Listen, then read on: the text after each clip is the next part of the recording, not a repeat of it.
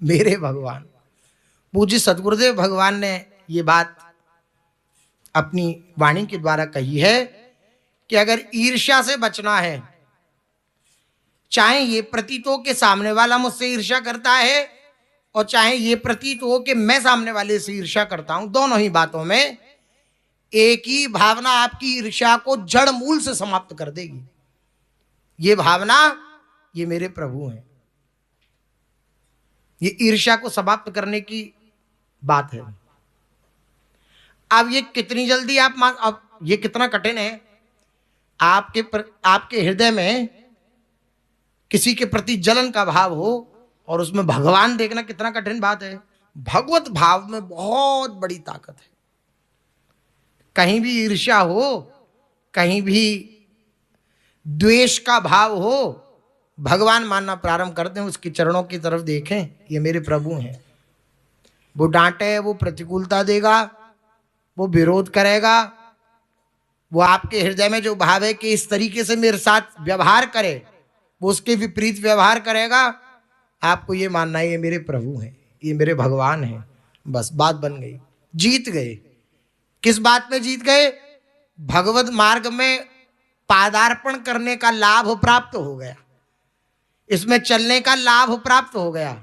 क्या लाभ प्राप्त हो गया? कि जो मेरी निष्ठा थी गुरुजनों के द्वारा दी हुई कि सर्वत्र अपने राधा वल्लभ लाल का दर्शन करो, उसमें मैं उत्तीर्ण हो रहा हूं।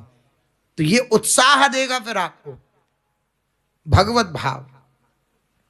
अन्यथा जिसका हृदय संकीर्ण है, जो दूसरे की श्री, कीर्ति, संपत्ति या शांति, आदमी केवल इसी बात से नहीं जलता कि इसके पास धन वैभव है या बहुत सारा ऐश्वर्य है, इस बात से भी जलता है ये इतना शांत क्यों है। अब देखो, महापुरुष जन क्या किसी का कभी कोई गलत अकल्याणमयी लीला करते हैं किसी के प्रति? नहीं करते। शांत चित्त अपने प्रभु के स्मरण में रहते हैं। लेकिन महापुरुषों के प्रति भी विपरीत लीला करता है संसार। क्यों करता है? खुद तो शांत हो नहीं पाया। जो शांत हैं, जो शांत स्वरूप में स्थित हैं, उनकी शांति को देख करके उसके हृदय में जलन हो रही है कि जब हम शांत नहीं, ये कैसे हो सकता है।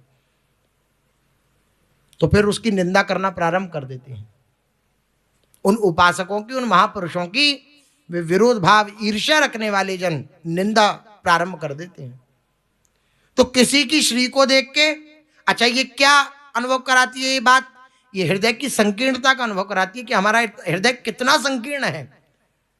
किसी की श्री को देख के, किसी की कीर्ति को देखकर, किसी की संपत्ति को देखकर, किसी की शांति को देखकर, किसी की उन्नति को देखकर जो सदा जलता रहता है, जो दूसरों की हानि में आनंद लाभ करता है। किसी की हानि हो गई तो उसको सुख मिल रहा है। बड़ी कपट भरी लीला है। सामने वो ऐसा प्रदर्शित करेगा कि वो बड़ा दुखी है आपके दुख में, लेकिन वो उसका हृदय नाच रहा है कि अच्छा हुआ, ऐसा ही होना चाहिए था इसके साथ। सामने वाले की हानि हुई तो दृश्य तो ऐसा ही दिखलाएगा वो सामने कि अरे बहुत बुरा हुआ, आपके संग ऐसा नहीं होना चाहिए था। लेकिन अंतःकरण नाचेगा, अच्छा हुआ, ऐसा ही होना चाहिए था इसके साथ। ये स्थिति होती है चित्त की। ये क्या है? ये दर्शाता है कि हमारा हृदय कितना संकीर्ण है, कितना छोटा है। जो भक्त का हृदय उदार होता है, वो उदारता क्यों? नाम जप की कमी। श्री हरिवंश नाम है जहां, तहां तहां उदारता, सकामता तहां नहीं, कृपालुता विषय की। उसके जीवन में कृपालुता होती है, संकीर्ण नहीं होता उसका हृदय, कृपालु होता है, दयालु होता है, दयावान होता है वह। सकामता तहां नहीं, उसकी कामना नहीं होती कि अमुक व्यक्ति मेरे प्रति ऐसा व्यवहार करे ही नहीं। वह ना तो कभी परमार्थ पर पद अग्रसर हो सकता है, जो ऐसी ईर्ष्या रखता है किसी से, वो कभी परमार्थ के पद पर अग्रसर नहीं हो सकता, बढ़ नहीं सकता। और ना कभी असली सुख का ही मुंह देख सकता है। असली सुख क्या होता है इसका दर्शन वो कभी नहीं कर सकता जो ईर्ष्यालु है, जो दूसरों से ईर्ष्या रखता है, जो दूसरों की निंदा करता है, जो दूसरों का विरोध करता है, जो दूसरों के प्रति हृदय में विरोध भाव रखता है, वो कभी असली सुख का अनुभव नहीं कर पाएगा।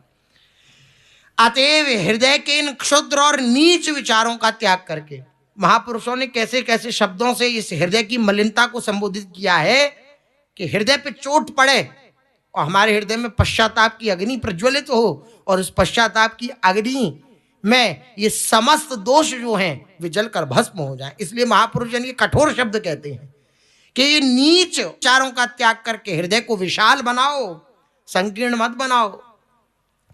दूसरों की उन्नति में ही अपनी उन्नति समझो, दूसरों के मंगल में ही अपना मंगल समझो, दूसरों की संपत्ति में ही अपनी संपत्ति समझकर प्रसन्न होते रहो एवं सदा सच्चे हृदय से यही चाहो कि संसार के सभी जीव सच्ची श्री, सच्ची कीर्ति, सच्ची संपत्ति, सच्ची उन्नति और सुख शांति को प्राप्त करें। हृदय की भावना रखो।